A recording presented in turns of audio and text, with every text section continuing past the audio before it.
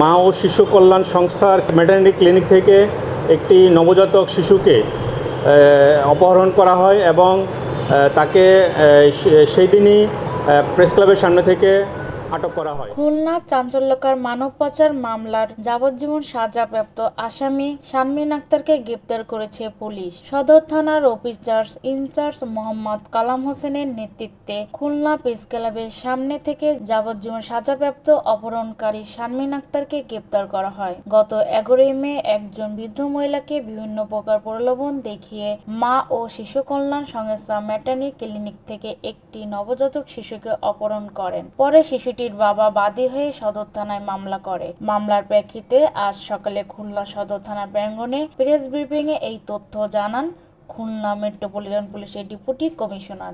আমরা যদি ব্যাকগ্রাউন্ডে যাই, দেখা যায় যে 2020 সালে মা ও শিশু কল্যাণ সংস্থার ম্যাটারনিটি ক্লিনিক থেকে একটি নবজাতক শিশুকে অপহরণ করা হয় এবং তাকে সেই দিনই প্রেস ক্লাবের সামনে থেকে আটক করা হয় এবং সেই প্রেক্ষিতে একটি মামলা করা হয় এবং এটি বিচারাধীন থাকে এবং সেটি মামলার রায় হিসেবে যাবজ্জীবন সাজাপ্রাপ্ত হয় এবং সেই আসামিকে আমরা গতকাল তাকে আমাদের বিশেষ চৌকস টিম তাকে আটক করতে সক্ষম হয়।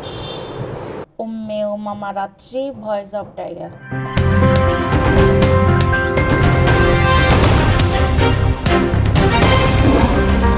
Voice of Tiger.